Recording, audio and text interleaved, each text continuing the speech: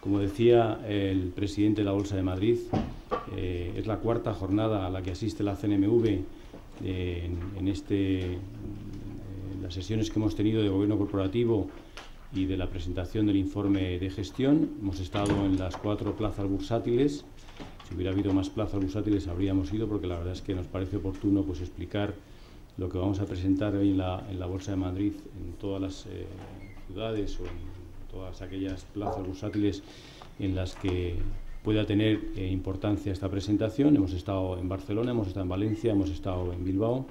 y también quiero agradecer al propio Antonio Zoido, como presidente de BME, las facilidades y la atención que nos han prestado en todas las bolsas a las que hemos ido. Como decía la presidenta, tenemos esta mañana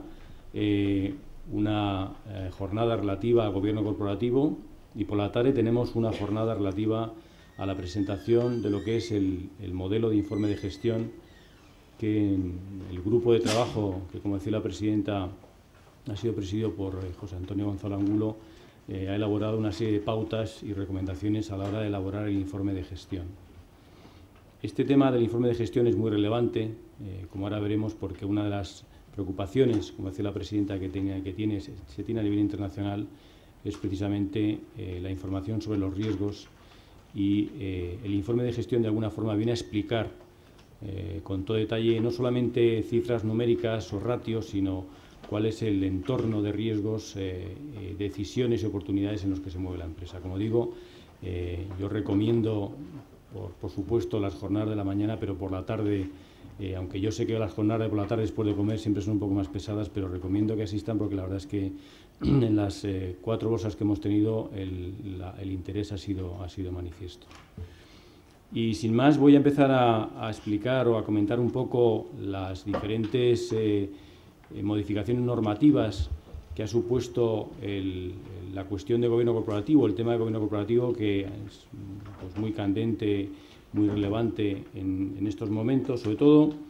al hilo de la crisis financiera, porque voy a leer textualmente lo que dijo el informe de la OCDE que publicó en el año 2010, relativo precisamente al papel que han jugado el gobierno corporativo, y decía que el marco regulatorio no proporcionó el entorno de control y equilibrio necesarios para reforzar las buenas prácticas empresariales. Yo creo que esto es un mensaje muy importante, y es un mensaje, un aviso para navegantes. La verdad es que, según la OCDE, fundamentalmente las debilidades estaban en la política retributiva, en el funcionamiento de los consejos de administración, en el ejercicio de los derechos de los accionistas y en la gestión de riesgos. Como digo, otra vez vuelve a salir la gestión de los riesgos. Damos muchísima importancia a aspectos como la política de retribuciones, que la tienen, pero el tema de la gestión de riesgos es un tema también muy relevante para las sociedades cotizadas o que emitan valores. A nivel internacional, desde hace bastante tiempo, todos los organismos internacionales están preocupados por la cuestión de gobierno corporativo, y hay cada vez más modificaciones o propuestas normativas que de alguna forma intentan corregir las debilidades que se han podido demostrar. En España, sin ir más lejos, y también en esa línea de incorporar la preocupación del gobierno corporativo, se publicó en marzo del año 2011 la Ley de Economía Sostenible. La Ley de Economía Sostenible estableció un cambio muy importante en relación con el gobierno corporativo en 2 aspectos fundamentales. Primero de ellos, transparencia, y luego, por supuesto, la información o determinada información que tendrían que someterse a aprobación o a información en las juntas. Esos 2 aspectos son los que informaremos o desgranaremos a lo largo del día de hoy, porque la Ley de Economía Sostenible, que fue la ley marco, pues luego ha dado origen a determinada regulación, fundamentalmente la orden ministerial que decía la presidenta y las circulares que hemos publicado ahora antes del verano. Uno de los cambios importantes que hubo en la Ley de Economía Sostenible ha sido fundamentalmente la refundición de 2 artículos, el 116 y el 116 bis. Se refundió en el artículo 61. En ambos artículos, en el 116 y el 116 bis, había determinadas duplicidades, y lo que la ley consiguió es establecer en un único artículo toda la información que debería contener, entre otras, el informe anual de gobierno corporativo. Dentro de esta preocupación que decía de los riesgos, la propia Ley de Economía Sostenible delimita el control de la gestión de riesgos en cuanto a la información financiera. Los sistemas de control de información financiera, a la hora de las entidades publicar toda la información relativa a cuentas anuales o información regular o regulada, es uno de los aspectos que la Ley de Economía Sostenible ha dado pues importancia. De hecho, adelantándonos a la publicación de la ley y viendo los borradores que ya estaban para su aprobación, justamente en el mes de abril del año 2009, la CNMV constituyó también un grupo de trabajo en el que participaban 12 miembros o 12 entidades cotizadas, muchas de las cuales estáis precisamente aquí en esta sala. También las 4 firmas de auditoría, de las 4 firmas más relevantes, que también estáis en esta sala. El Instituto de Auditores Internos también participó, un catedrático de Derecho Mercantil y, por supuesto, la CNMV, que hacía la labor de secretaría. Este grupo estuvo presidido por José Luis López Combarros, que también fue un presidente del ICAC, un antiguo presidente del ICAC. Hizo un excelente trabajo y, de hecho, en junio del año 2010 se publicó por parte de la CNMV las recomendaciones que las entidades podían seguir a la hora de establecer los sistemas de control en cuanto a la aprobación de la información regulada, la información financiera de las sociedades cotizadas. Este cambio, ya de por sí relevante con independencia de los otros cambios que se refería a la política de remuneraciones, pues suponía de alguna forma cambiar el informe anual de gobierno corporativo que las entidades deberían remitir a la CNMV. La otra vertiente que aborda la Ley de Economía Sostenible, también en su momento preocupante, era todo lo que se refiere a la política de remuneraciones. Y en el caso de la política de remuneraciones, saco a colación las recomendaciones que hizo la Comisión Europea en el año 2004 y en el año 2005, y en el año 2007 revisó y analizó cómo se habían implementado o cómo se habían incorporado estas recomendaciones, o bien a legislación o bien a recomendaciones en los códigos correspondientes. La mayoría de los Estados a nivel europeo, las recomendaciones de la Comisión Europea relativas a las remuneraciones, fundamentalmente en cuanto a transparencia y en cuanto a individualización y algunos conceptos básicos. Como digo, algunos países los incorporaron a la normativa y en el caso de España, el Código Unificado por aquel entonces los incorporó a 2 recomendaciones concretas. La recomendación 40, que es el Consejo someta a la Junta como un punto del orden del día separado, pero como un punto consultivo no decisorio, la política de retribuciones,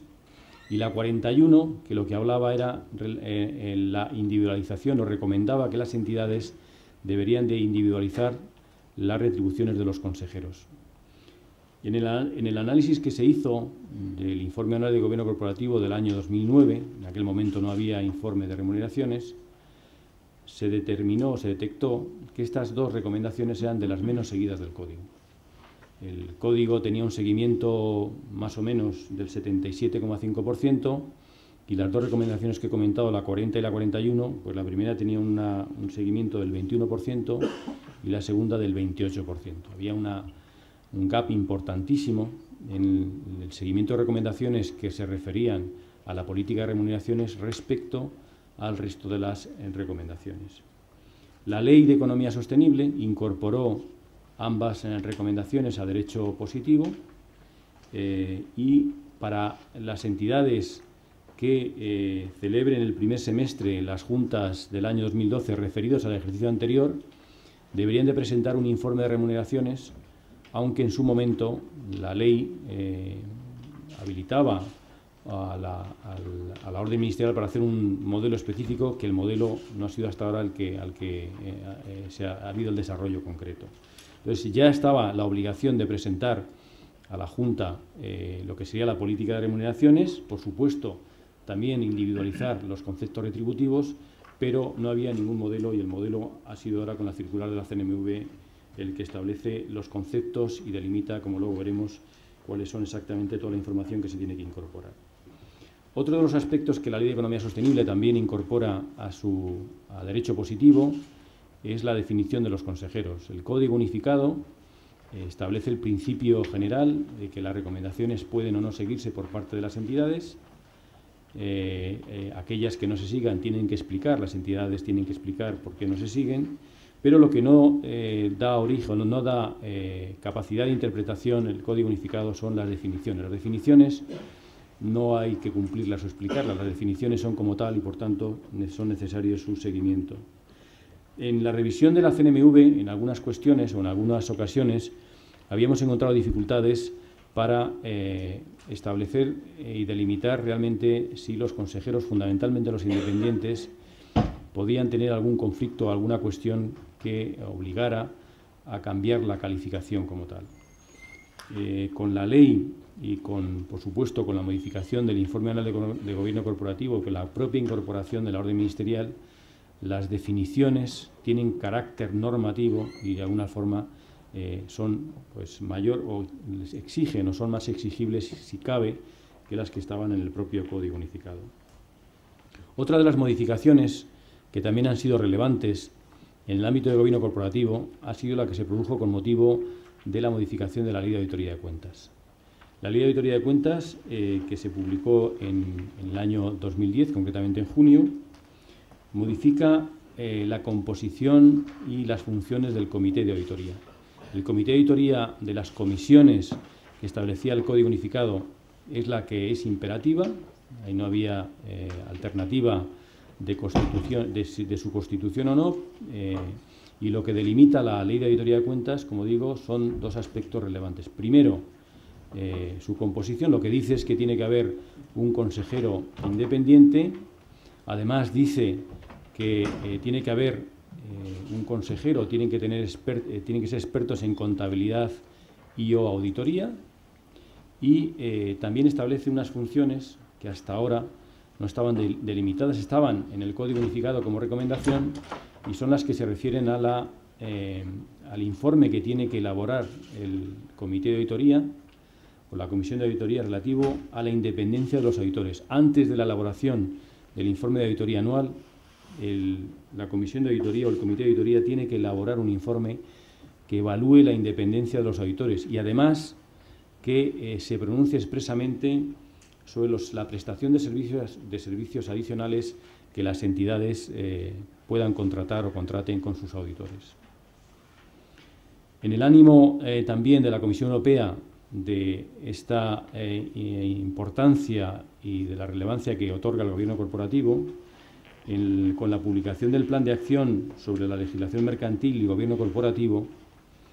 el objetivo de modernizar la competitividad de las empresas cotizadas estableció que debería de contemplarse determinados aspectos para fomentar la participación de los accionistas, para incrementar la mayor transparencia del gobierno corporativo y al final para redundar, pues como digo, en un crecimiento de la competitividad de las sociedades cotizadas. Decía y dice la Comisión en el Libro Verde que la composición del Consejo de Administración es clave para llevar a cabo una gestión eficiente de las sociedades.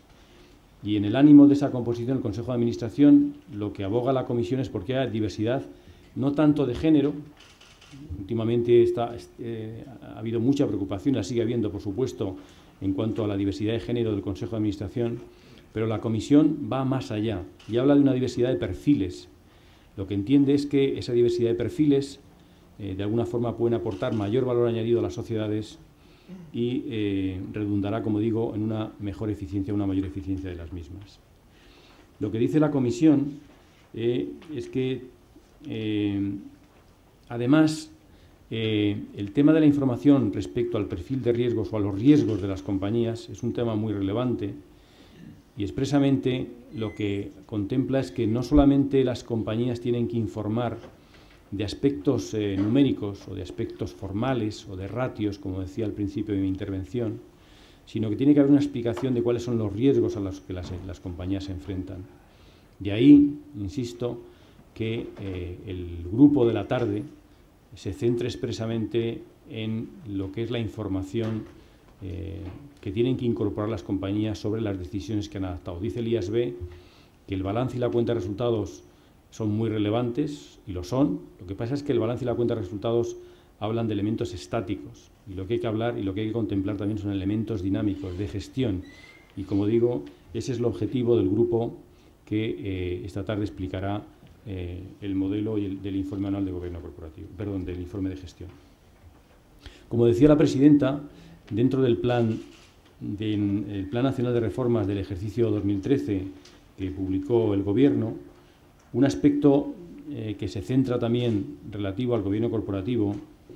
es que el propio Consejo de Ministros, el día 10 de mayo, acordó crear la comisión de expertos, esta comisión de expertos que esta mañana comentaba la presidenta, en el que, de acuerdo con determinados estándares y con un seguimiento no solamente a los códigos nacionales, sino también a los códigos internacionales o cualquier otro informe que pueda ser válido, en el plazo de 4 meses desde su constitución, debería de elaborar un informe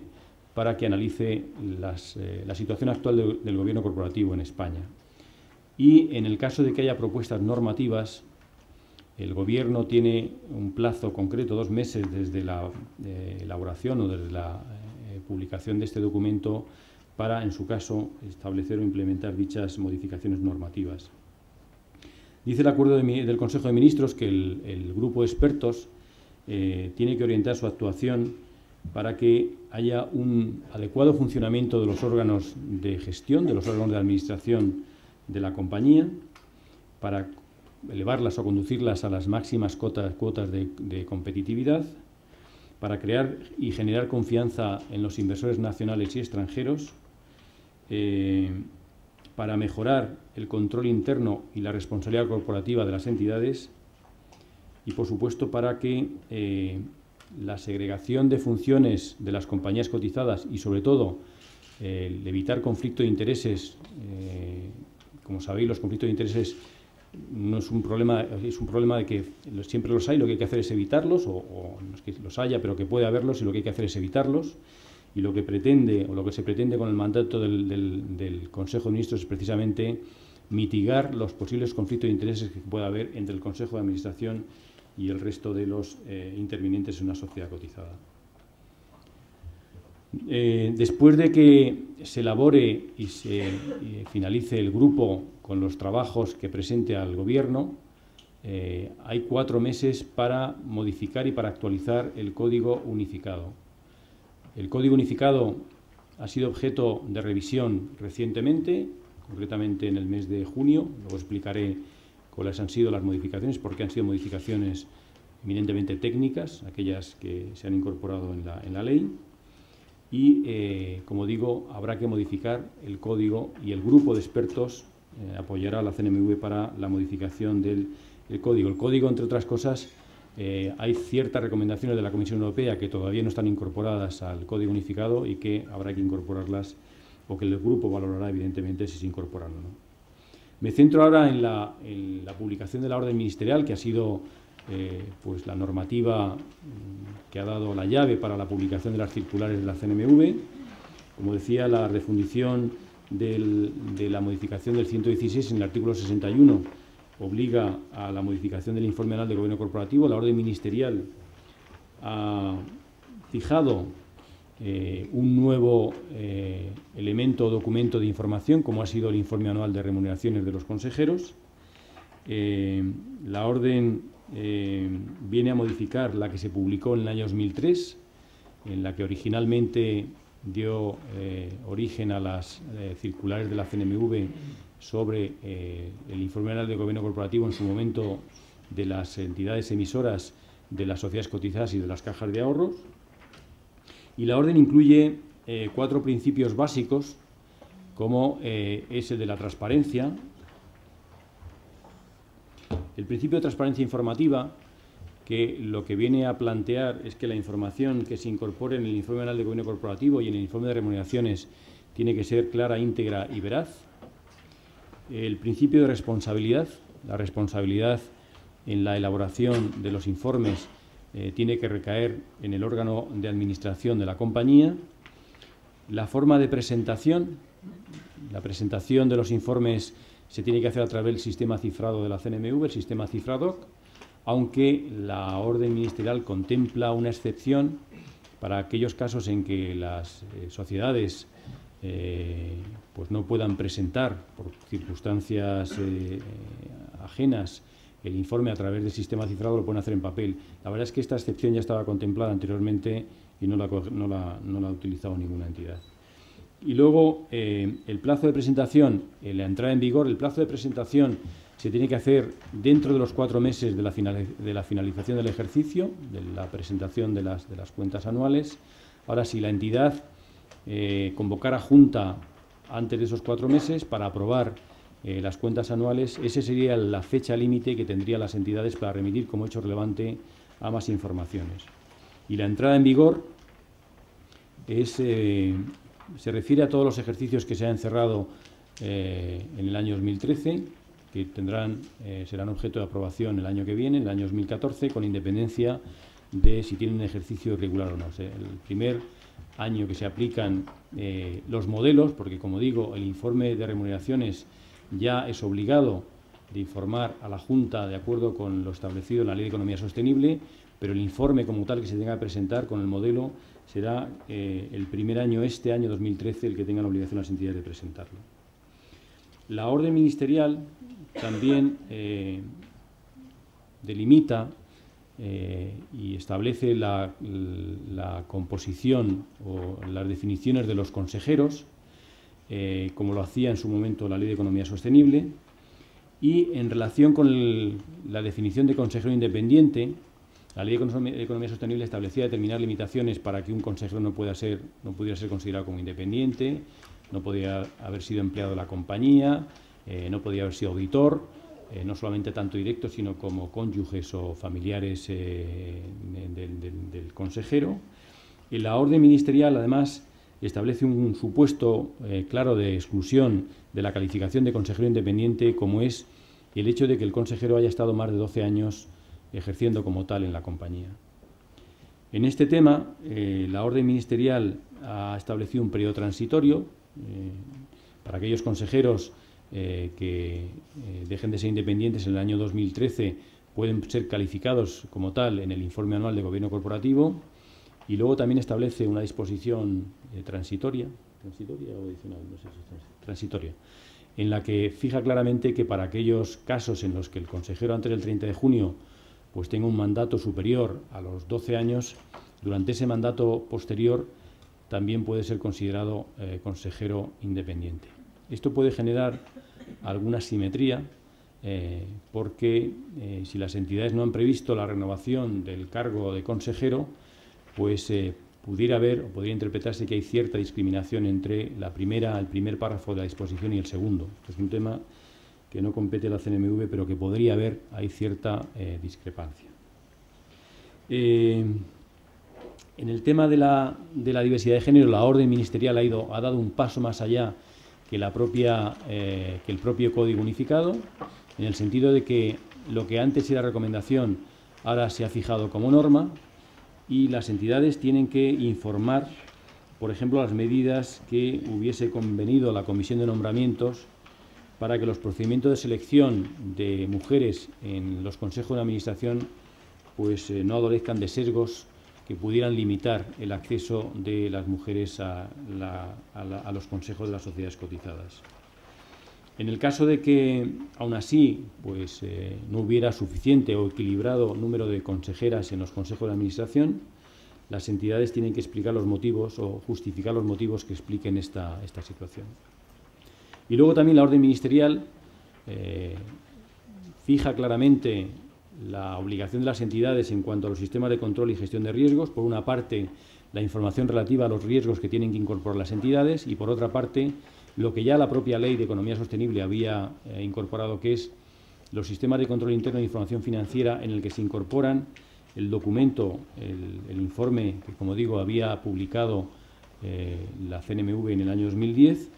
con los sistemas de control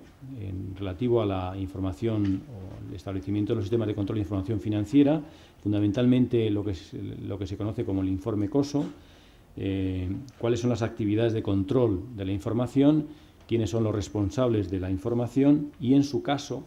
la evaluación que puede hacer el auditor de cuentas de estos sistemas de control. De hecho, incluso hay un modelo publicado por las asociaciones de auditores en relación con el modelo o la carta que tendrían que emitir los auditores en relación con esta revisión de los sistemas de control. Me centro ahora en lo que se refiere al informe anual de remuneraciones. Como digo, primer modelo que publica la CNMV en su circular. La Ley de Economía Sostenible, la orden ministerial, establece que las sociedades tienen que informar a la Junta sobre las políticas de remuneraciones. La política de remuneraciones no solamente del año, sino de los años futuros, y además tienen que informar sobre cómo se ha aplicado esa política de remuneraciones en el año en curso. En esta política de remuneraciones se tiene que explicar claramente cuáles son los principios y fundamentos de la política, cuál es la importancia relativa de la remuneración variable y de la fija. Se tiene que especificar claramente cuál es el sistema de control, perdón, los sistemas de ahorro a largo plazo, cuáles son las indemnizaciones que puedan recibir los consejeros, cualquier anticipo que puedan recibir también dichos consejeros y, por supuesto, las remuneraciones en especie. Y luego la información detallada individual de cada uno de los consejeros por su condición de ejecutivo o por su condición de tal.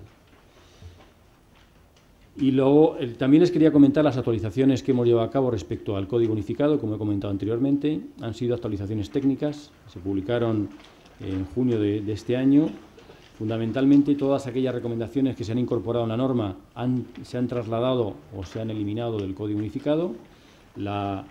35, 40 y 41, como antes mencionaba, relativas a las remuneraciones, estas han desaparecido del Código Unificado. También ha desaparecido la recomendación número 15 relativa a la diversidad de género, porque ya está incorporada en la propia orden ministerial y es obligatoria su incorporación en el informe anual de gobierno corporativo. Sobre la tipología de consejeros y, por supuesto, sobre la definición o la rotación de los consejeros independientes, la orden ya ha fijado claramente la delimitación del consejero independiente dentro de los 12 años. Y también la recomendación número 50, parte de la recomendación número 50 relativa a las obligaciones y a las funciones del comité de auditoría, porque, como ya he comentado, estas están en la propia norma.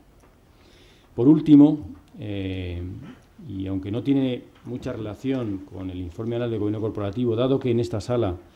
y fuera de la sala hay muchas sociedades cotizadas y emisoras, me gustaría llamar la atención sobre una cuestión que nos han planteado alguna sociedad, y es relativo al otorgamiento de lo que se llaman los LEIs. No sé si están familiarizados con la identificación de las entidades. Después de la publicación de la EMIR, las sociedades tienen que tener un código de identificación que además también será a nivel mundial. Y, como digo, quiero aprovechar la oportunidad para decirles que en España habrá un LOU, perdonadme por los LOU, las leyes, parece que estamos hablando aquí en términos coloquiales, pero el LEIS es Legal Entity Identifier, que es la identificación de la entidad. El LOU es el Local Operating Unit. Los LOUs son los que van a dar los códigos de identificación de los emisores, y lo que quería transmitirles es que habrá un LOU en España y que no hace falta que las entidades españolas se vayan a pedir los LOUs, las entidades españolas se vayan a pedir los LEIs a otros LOUs fuera de nuestras fronteras, porque tengan un poquito de paciencia, que habrá un LOU de forma inminente y no tendrá necesidad de irse fuera, como digo, para pedir esta identificación. La comunicación del LOU no depende de la CNMV, pero, como digo, será inminente. Y yo con esto termino. Si hay cualquier cuestión, después en el turno de preguntas las podemos contestar. ¿De acuerdo? Muchísimas gracias.